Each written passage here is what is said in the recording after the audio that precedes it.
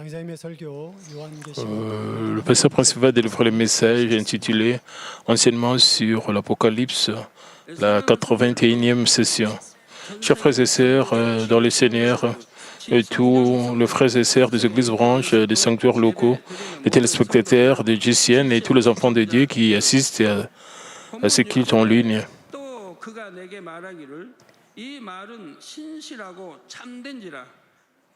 Dieu demande aux prophètes de prêcher avec diligence ce qui va se passer dans le futur. Et chaque parole de Dieu est fidèle et vraie. Et cela amène les gens à écouter la parole et à vivre une vie digne. Dieu a également montré de près vos âmes qui ne feraient qu'écouter sans croire. Par sa puissance, Dieu a montré ce qui est impossible par la capacité humaine. Même Dieu a fait cela pour permettre aux gens de vivre une vie digne. Ceux qui croient vraiment à la parole de Dieu obéissent vraiment et vivent selon la parole.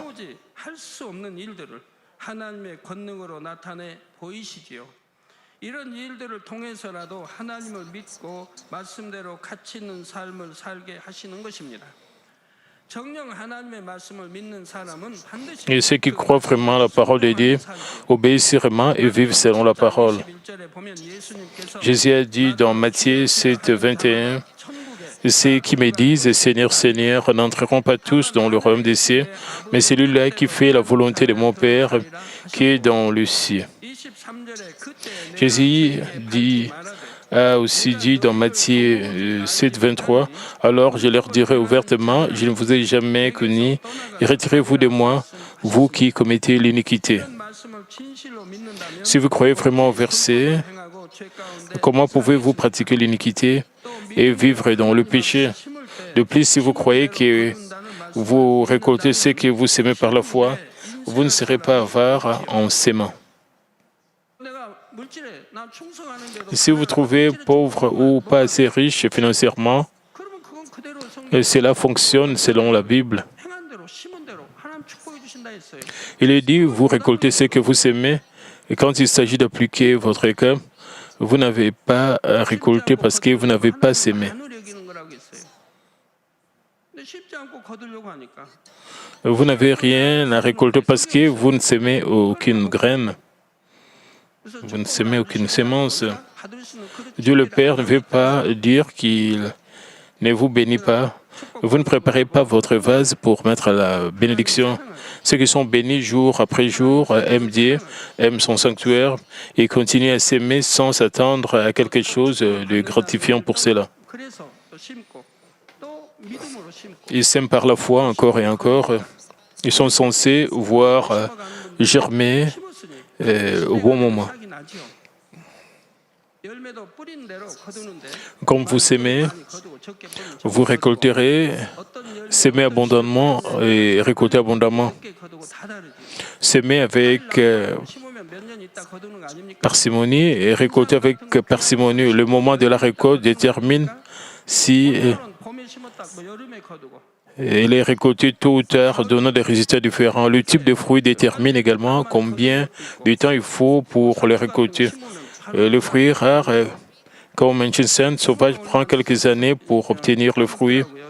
Et certains mettent environ 1 ou 2 saisons pour le récolter. Vous pouvez récolter la laitue dès que vous la semez.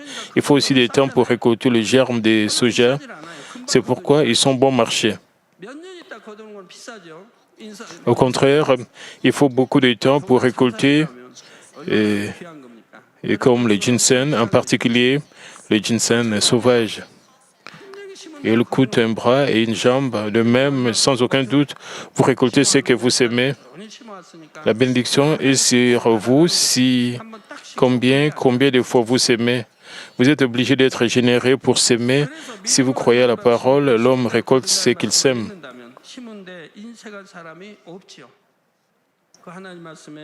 Cependant, peu importe combien de fois on leur dit la volonté de Dieu, s'ils ne croient pas, ils ne peuvent pas obéir.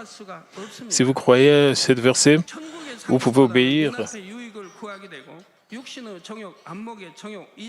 Et ils rechercheront les intérêts qui se trouvent devant leurs yeux au lieu des récompenses du ciel, et ils poursuivront la convoitise de la chair, la convoitise des yeux et l'orgueil de la vie.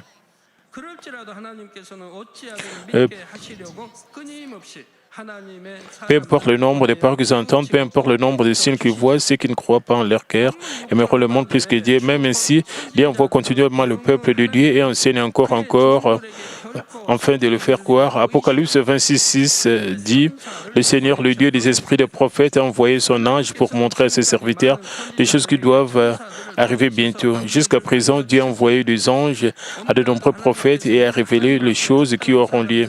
Même aujourd'hui, Dieu prédit les choses de l'avenir selon le besoin des gens qui sont dignes devant Dieu. La prophétie que Dieu donne est sûrement accomplie. La promesse de Dieu a-t-elle été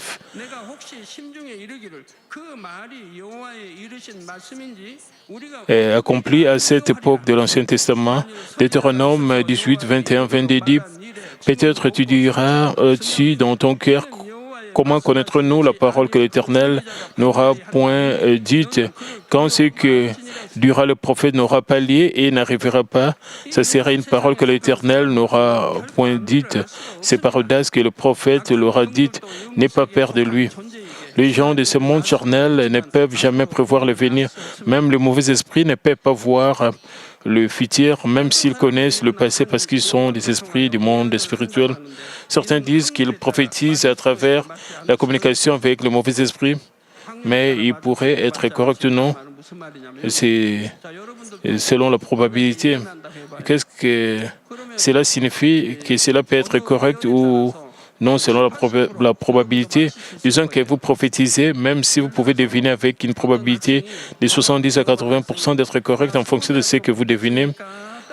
Par exemple, disons que du moment où on vous demande si leur enfant a réussi l'examen pour aller à l'université de Séoul, puis vous répondez, votre enfant va échouer.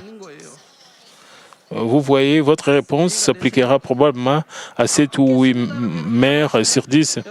Vous l'avez compris, si vous dites votre enfant le réussirait, la probabilité reste à 20 à 30%. N'importe qui peut y répondre de cette façon. Il n'y a que Dieu qui connaît précisément l'avenir.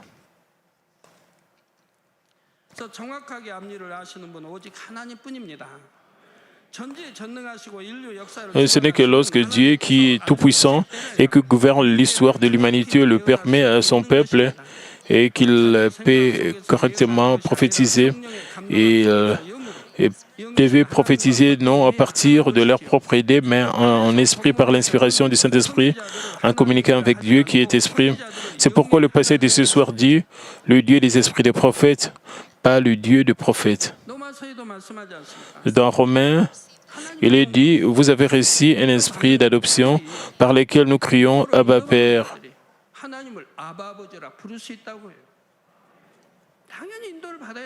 Vous devriez légitimement recevoir la direction de Dieu le Père. Ne pas recevoir est le problème pour vous. Et s'il y a quelque chose de mal que vous ne puissiez pas entendre la voix du Saint-Esprit et sa volonté, sans direction, même le Saint-Esprit habite en vous.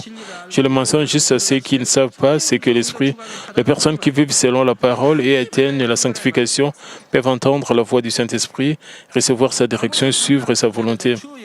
Amos 3:7 aussi dit, « Car le Seigneur l'Éternel ne fait rien sans avoir révélé son secret à ses serviteurs, le prophète. »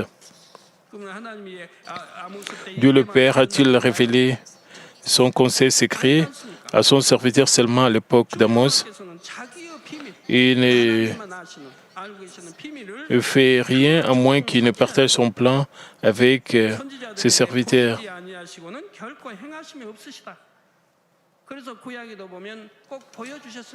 Dieu le Père a dévoilé ses plans. Ensuite, il a fait savoir ses serviteurs, puis il a exécuté. Vous pouvez voir de nombreux cas dans la Bible où il a fait connaître à Abraham le jugement de Sodome et Gomorrhe. Il a fait savoir à Moïse ce qu'il ferait la prochaine fois et a fait savoir à Josué, a fait savoir à Élie et à Élisée et d'autres prophètes aussi, et puis il a exécuté sans faute dans le Nouveau Testament. Dieu le Père a fait savoir à l'apôtre Paul qu'il devait corriger son plan de voyage missionnaire. Dieu le Père a fait savoir à l'apôtre Pierre quel étranger il devait rencontrer pour annoncer la bonne nouvelle aux autres tribus. Dieu le Père a fait savoir à l'apôtre Paul qu'il resterait dans la mer pendant une semaine et qu'il serait arrêté à Jérusalem. Puis, il a exécuté.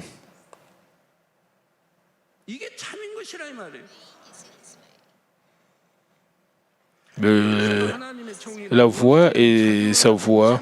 Ce serviteur, dans ce verset, il se réfère à ces vrais serviteurs qui répondent aux qualifications spirituelles. Ils ne devraient pas avoir leur propre opinion. Ils devraient obéir complètement à Dieu. Ils devraient accomplir leur devoir, même au risque de leur vie. Non seulement les prophètes qui peuvent prophétiser, mais aussi ceux qui ont la bonté ou la vraie foi peuvent apprendre la volonté de Dieu de temps en temps. Ce berger qui gardait les troupeaux dans le champ et les mages de l'Orient ont pu connaître la naissance du Messie lorsque Dieu leur a fait savoir. Dieu a vu leur bon cœur et leur a dit l'avenir. Apocalypse 22, 7 dit « Et voici, je viens bientôt, heureux celui qui garde les paroles de la prophétie de ce livre. » Notre Seigneur ressuscité a fait la promesse de revenir lorsqu'il montera au ciel. Il a dit qu'il viendrait rapidement en effet. Cependant, lorsque nous prêchons que le Seigneur vient rapidement, vient bientôt, il y a des chances que nous soyons critiqués. Qu'est-ce qui est censé se passer lorsque Jésus reviendra? Le banquet de 7 ans dans les airs et la grande tribulation de 7 ans sur la terre. Le Seigneur nettoie tout le continent en 7 ans, puis le royaume millénaire commence pendant 1000 ans sur la terre. Et enfin, le grand jugement est le suivant. La fin de toute histoire sur la terre est proclamée par le grand jugement. C'est certainement mentionné dans l'Apocalypse et dans d'autres parties de la Bible. Ce message devrait être délivré pour réveiller les gens et les églises, et il ne devrait pas être interdit. L'appelant eschatologie, le Seigneur vient bientôt et la parole de Dieu clairement écrite dans la Bible, et c'est la promesse que le Seigneur, notre époux, a faite. Pourtant, les gens n'aiment pas l'entendre, ce qui prouve qu'ils ne sont pas encore prêts à accueillir le Seigneur et qui vient bientôt. Et certaines personnes interprètent à tort la parole concernant les derniers jours du monde et elles peuvent s'égarer.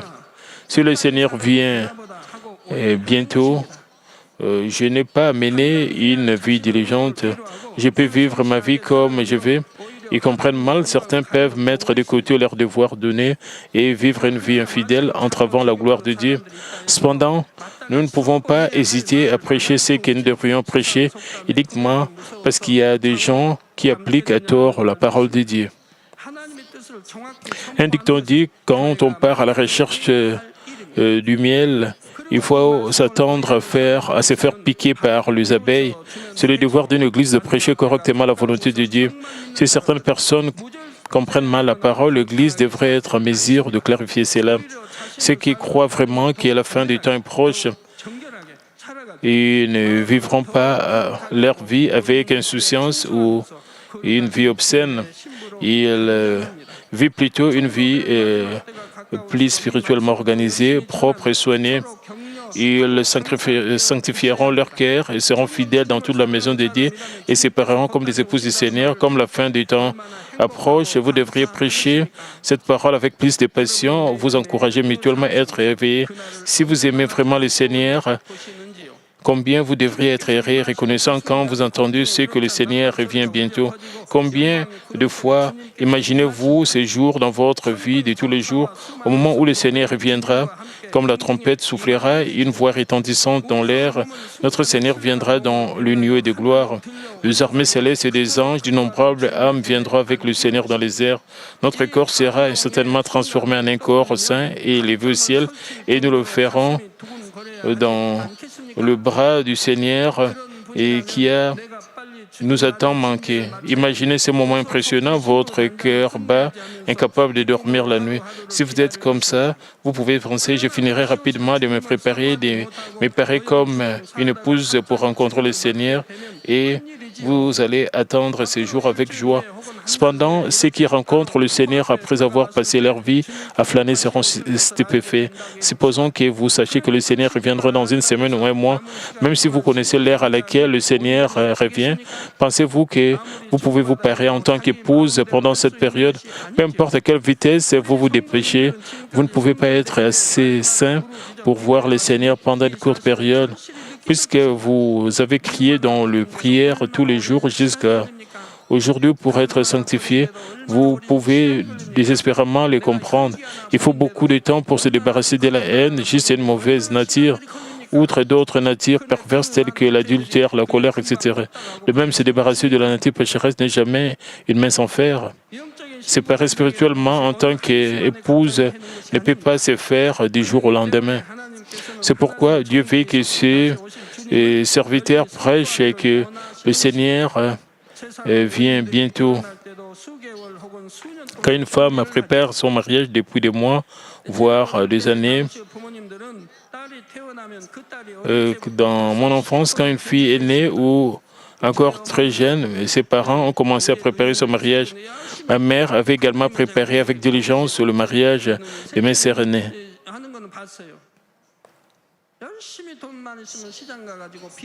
Auparavant, elle achetait du tissu de soie au marché pour fabriquer des objets utilisés dans une nouvelle maison, comme des oreillers et des couvertures.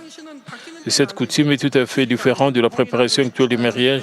À l'époque moderne, la tendance de vêtements ou des habits de mariage ne cesse de changer en un an ou à court terme, mais les nouveaux couples du passé utilisaient des couvertures ou des oreillers qu'ils recevaient de leurs parents lors de leur mariage pendant 10 ou 20 ans. Et ils utilisaient cela pendant beaucoup de temps. Je veux dire qu'une famille a préparé et à l'avance le mariage de ses enfants. Donc, une famille préparait à l'avance le mariage de ses enfants et préparait même la maison de leur partenaire. Alors, le parent préparait le mariage pendant beaucoup de temps. Sinon, leurs enfants avaient du mal à se marier. Ainsi, la famille avait préparé le banquet pendant quelques décennies. Même s'ils gagnaient leur vie, ils préparaient la tenue de la mariée, comme les tissus et certains articles ménagers. Ils préparent même le mariage charnel de tout leur cœur, sans parler de combien devrions-nous nous préparer avec notre plus grande sincérité pour le mariage avec notre époux spirituel. C'est pourquoi le serviteur de Dieu prêche encore et encore que le Seigneur vient bientôt et que vous devez vous éveiller du sommeil spirituel. Vous rêvez du sommeil spirituel, que vous devez être prêt à rencontrer le Seigneur, l'époux. Apocalypse 29, 8 à 9 dit, c'est moi, Jean, qui ai entendu et vu ces choses, et quand j'ai entendu et vu, j'ai tombé au pied de l'ange qui me les montrait pour l'adorer, mais il me dit, garde-toi de le faire. Je suis ton compagnon de service et celui de tes frères, les prophètes, et de ceux qui gardent les paroles de ces livres, adore Dieu. L'apôtre Jean a été tellement ému d'entendre la parole de prophétie profonde et est tombé vers l'ange qui a montré ces choses. Et ensuite, l'ange lui a dit de ne pas faire cela, mais de n'adorer que Dieu. C'est parce que c'est toute la providence et la gloire du ciel que l'apôtre Jean a entendu et vit provenait du Dieu le Créateur. C'est Dieu qui nous a créés, nous a sauvés en abandonnant son Fils unique et nous a donné le ciel unique. Et pas que nous recevons le salut parce que nous avons bien fait quelque chose. Ce n'est pas non plus que nous allons au ciel parce que nous sommes de la bonté. Et toute notre vie n'est que la grâce de Dieu et pour cela, nous devrions rendre gloire à Dieu. Bien sûr, lorsque vous faites votre devoir dans le Seigneur, vous pouvez parfois être félicité. Par exemple, une louange spéciale pleine de grâce peut attirer un teneur d'applaudissements. Cependant, contrairement aux applaudissements pour la performance des chanteurs profanes, ce ne sont pas des applaudissements pour la bonne performance. C'est l'applaudissement pour donner gloire à Dieu qui donne grâce et émotion à travers la louange spéciale. Et bien applaudir signifie aussi que laisser encourager l'équipe et apprécier leur performance. Cependant, toute la grâce et l'impression ne peuvent être données que par Dieu. Ainsi, la gloire ne devrait être donnée qu'à Dieu. Le chanteur de louange ne doit pas devenir arrogant, pensant que j'ai fait du bon travail ou essayer de profiter de la gloire par eux-mêmes. Lorsqu'ils ne rendent de gloire qu'à Dieu du plus profond de leur cœur, leurs performances peuvent devenir des récompenses au ciel. Cela s'applique à tout. 1 Pierre 4:11 dit: si quelqu'un parle, que ce soit comme annonçant les oracles de Dieu, si quelqu'un remplit un ministère, que le remplisse selon la force que Dieu communique, afin qu'en toute chose, Dieu soit glorifié par Jésus-Christ, à qui appartiennent la gloire et la puissance au siècle des siècles. Amen. Lorsque les membres sont touchés par la grâce, lorsqu'un leader de cellule leur rend visite, le leader doit donner gloire à Dieu, le Père, qui permet la grâce serrée.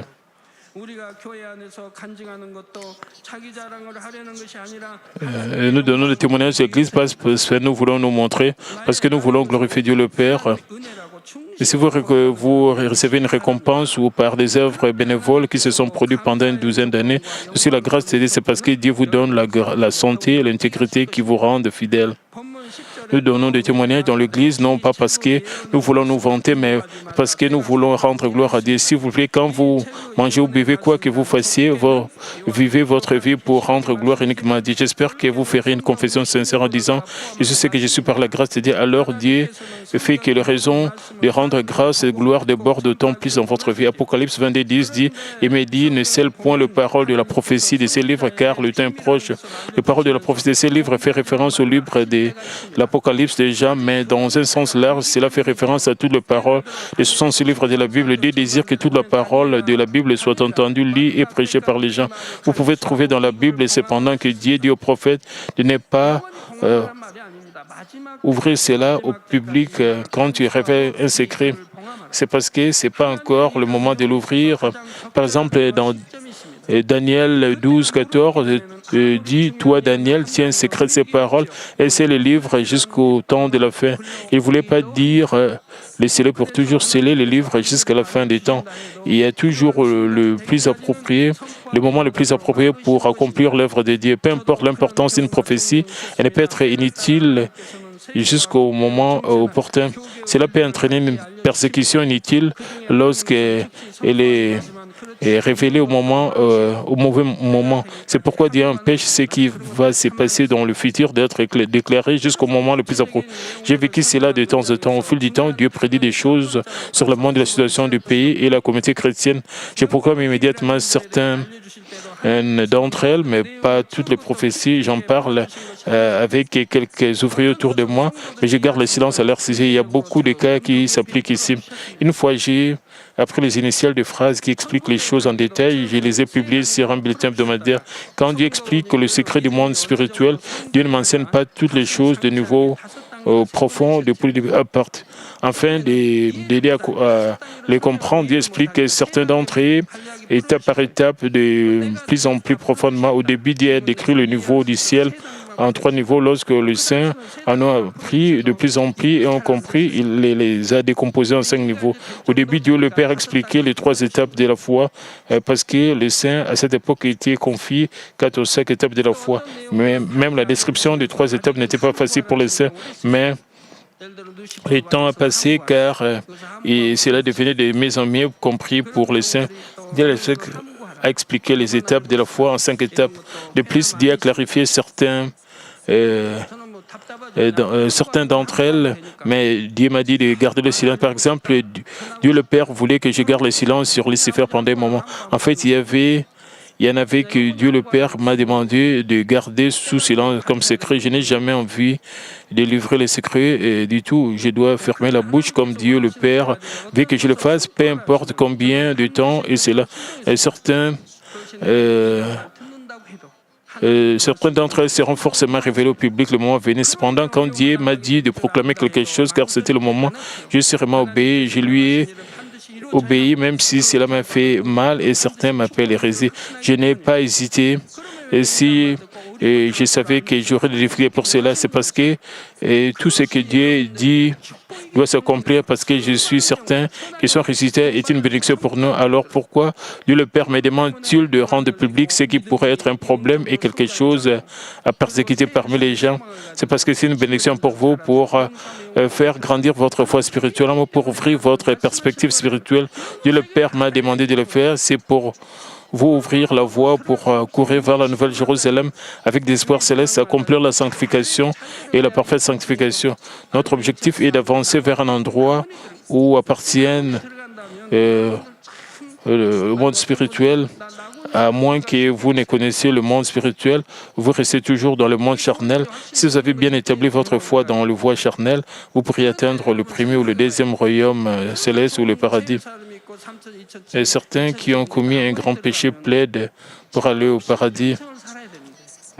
Pensez-y, au paradis, il n'y a pas d'abri à soi. Vous devez vivre sans votre maison pour toujours.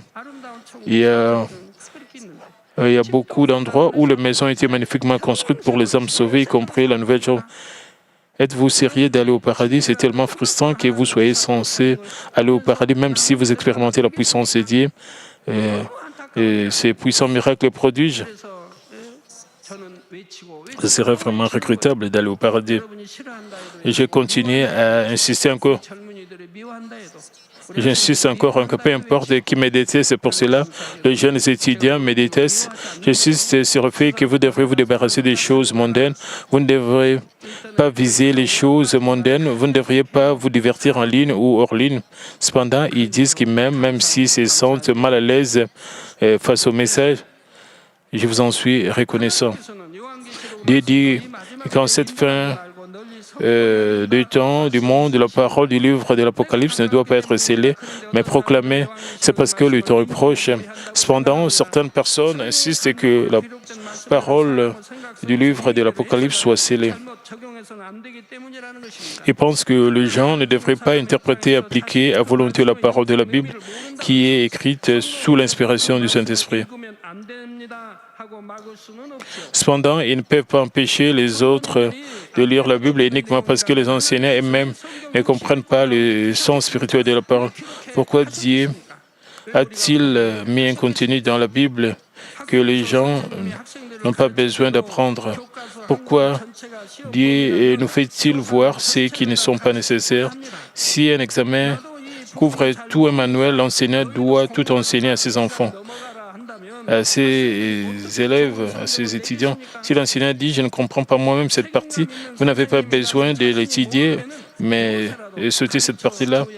Comment son élève peut-il obtenir une bonne note? Si l'enseignant a les sens de responsabilité, il doit apprendre ce qu'il ne sait pas et l'enseigner. Le même principe peut être appliqué à la Bible. Ceux qui sont chargés du devoir d'enseigner le troupeau devraient apprendre la parole de Dieu et l'enseigner s'ils ne comprennent pas la parole. Si c'est quelque chose qui ne peut être compris par la sagesse humaine, ils devraient l'apprendre même en gênant et en priant toute la nuit et l'enseigner à leur troupeau. Ce n'est qu'alors que les apprenants peuvent ouvrir leurs yeux spirituels, apprendre la parole correcte de Dieu et marcher sur le bon chemin. Le passage dit « ne scellez pas les paroles de la prophétie de ces livres, car le temps est proche ». Quand il est dit le temps est proche, cela signifie deux choses. Premièrement, cela signifie que la période de la culture humaine que Dieu a fixée est presque terminée. Cela peut être confirmé par le signe de la fin des temps, mentionné dans de nombreuses parties de la Bible. Par exemple, le Seigneur dit dans Matthieu 24, 12, et qui dit « et parce que l'iniquité se sera accrue, la charité du plus grand nombre se refroidira. » Et il dit aussi dans Matthieu 24, 14, « cette bonne nouvelle du royaume sera prêchée dans le monde entier pour servir de témoignage à toutes les nations. Alors viendra la fin. » L'évangile qui a été proclamé depuis Israël retourne maintenant en Israël, se répandant plus largement en Afrique, en Amérique du Sud, en Russie, en Amérique du Nord. Mes sermons sont diffusés ici et là, au Moyen-Orient. Même les frères et sœurs russes vont à l'église pour répandre mes sermons entre nous pendant une longue période.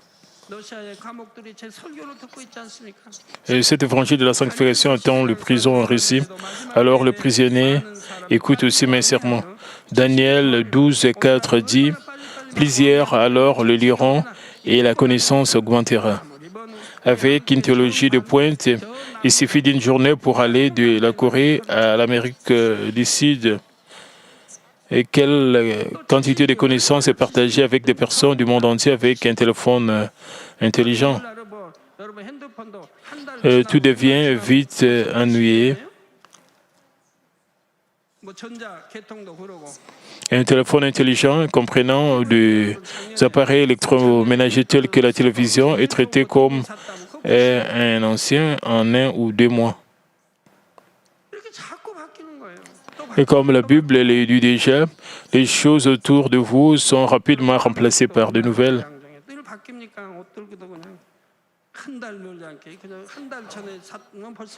Par exemple, les habits traditionnels coréens, les hanboks sont changés pour les femmes encore. Plus de temps, les trajets proches et courts, plus les tendances, le style de vêtements, les appareils, les connaissances sont mis à jour rapidement. Vous pouvez voir à partir de nombreuses autres paroles de la Bible que les derniers jours de la culture humaine est si proche. Nous voyons que l'amour se refroidit vers la fin du temps. Le Seigneur va revenir bientôt. Par conséquent, dans de nombreuses parties du monde, ceux qui sont éveillés et qui communiquent avec Dieu proclament la fin du temps du monde. De plus, en écoutant cet enseignement sur l'Apocalypse, vous pouvez réellement sentir à quel point la fin des temps est proche. Les gens qui s'éveillent proclament que le temps vient et que nous devons nous préparer avec diligence en tant qu'épouse du Seigneur. Est-ce que quelque chose qui ne va pas? Je vous exhorte à être conscient du temps pour vous préparer en tant qu'épouse du Seigneur. Le temps dont nous disposons n'est pas de 1000 ans. Hier, aujourd'hui, demain, nous devons nous examiner et nous nettoyer et nous purifier. Au moment de voir et de vous réveiller, vous qui restez à la fois stagnant, n'est-ce pas? Par conséquent, lorsqu'il est dit le temps est proche, cela signifie que le moment final de l'histoire humaine est proche. Deuxièmement, le temps est proche a un sens pour les individus. Le moment où un homme meurt est le moment final du jugement de l'homme. Psaume 90, 10 dit « Les jours de nos années s'élèvent à 70 ans et pour le plus robuste à 80 ans. Et l'orgueil qu'ils en tirent n'est que peine et misère, car ils passent vite et nous nous envolons. » Même dans ces cours de la vie, personne ne sait quel est le jour exact de la mort. Peu importe le moment, une fois que Dieu appelle les rames, la vie est terminée à ce moment-là. Même si l'histoire de l'humanité s'étend encore sur quelques milliers d'années, il n'y a pas de seconde chance. De plus, les gens ne meurent pas de vieillesse. Il y a de fortes chances que des personnes meurent subitement à leur jeune âge à cause de maladies ou d'accidents. C'est rarement le cas avec le membre de Malmine, mais vous pouvez trouver un tel cas avec vos parents voisins croyants. Alors vous pouvez repenser à la vie d'un homme et devenir solennel. À ce qui concerne le fait de la période de la vie d'un homme et limiter le temps est proche à la fois de ceux d'il y a 2000 ans et de ceux d'entre vous. Par conséquent, vous devez vivre chaque jour avec un cœur de préparation pour le dernier jour de votre vie, afin que vous puissiez accueillir le Seigneur à tout moment et déclarer que le temps est proche et c'est aider les autres qui entendent et réalisent à se préparer pour la fin des temps. Chers frères et sœurs en Christ, 1 Thessaloniciens 5, 2, 3 dit « Car vous savez bien vous-même que le jour du Seigneur viendra comme un voleur dans la nuit, quand les hommes diront « paix et sûreté », alors une ruine soudaine le surprendra, comme les douleurs de l'enfantement surprennent la femme enceinte et ils n'échapperont point. » Ceux qui sont spirituellement endormis pensent que le Seigneur viendra plus tard, alors ils se sentent libres de commettre des péchés et pas de prier. Mais ils sont tenus de rencontrer le Seigneur sans préparation, comme s'ils se croisaient avec un voleur tout d'un coup. Le Seigneur ne vient pas soudainement aux âmes qui sont éveillées. Le Seigneur leur permet de vivre chaque jour dans la lumière et de se préparer à accueillir le Seigneur avec joie et émotion. Je vous exhorte à entendre, lire et comprendre cette parole de prophétie et à la garder du plus profond de votre cœur, que vous puissiez jouir d'une grande gloire lorsque vous faites face au Seigneur, notre époux, au nom du Seigneur Jésus-Christ, j'ai prié. Prions tous concernant ce message. Père éternel, merci encore pour ce message qui nous éveille. Père, permet que nous puissions toujours nous préparer. Père, que nous puissions nous sanctifier comme les 5 vierges sages pour que nous ne soyons pas surpris de ton retour. Permet que nous puissions nous débarrasser de tout ce qui est péché, de tout ce qui est convoitise de la chair, convoitise des yeux, tout ce qui est orgueil de la vie, que nous puissions vraiment nous purifier pour que nous puissions atteindre la sanctification et la parfaite sanctification. Père, nous voulons te plaire, nous voulons marcher dans la lumière, dans la vérité, et nous voulons marcher selon tes commandements. Père, aide-nous. Au nom de notre Seigneur Jésus-Christ, j'ai ainsi prié. Amen. Maintenant, nous allons recevoir la prière du pasteur principal pour les malades. S'il vous plaît, posez vos mains sur vos parties malades. Si vous n'êtes pas malade, posez votre main sur votre poitrine et recevez cette prière avec foi. Alléluia, Dieu Tout-Puissant, Dieu d'amour, s'il te plaît, pose sa main sur tout le croyant qui reçoit cette prière maintenant. Montre tes œuvres, ton temps et ton l'espace, sur tout ce qu'est sa prière, sur GCN, sur Internet, via satellite, dans les églises, branches et sanctuaires locaux et surtout les enfants de Dieu partout à travers le monde. Donne-leur la foi de croire du fond de leur cœur. Chasse tout ce qui est pensée négative et doute. Chasse tout ce qui était ses preuves. Du pied jusqu'à la tête, le parties internes, les jointures, le tissu, les cellules, quel que soit le parti malade, consume-les avec le feu du Saint-Esprit et avec la lumière originelle. Au nom de Jésus-Christ, j'ordonne à l'ennemi diable et Satan toutes sortes de maladies, germes, virus, infirmités, et quittez-les, que la lumière brille. Et s'il te plaît, consume toutes leurs maladies en phase terminale et maladies incurables avec le feu du Saint-Esprit.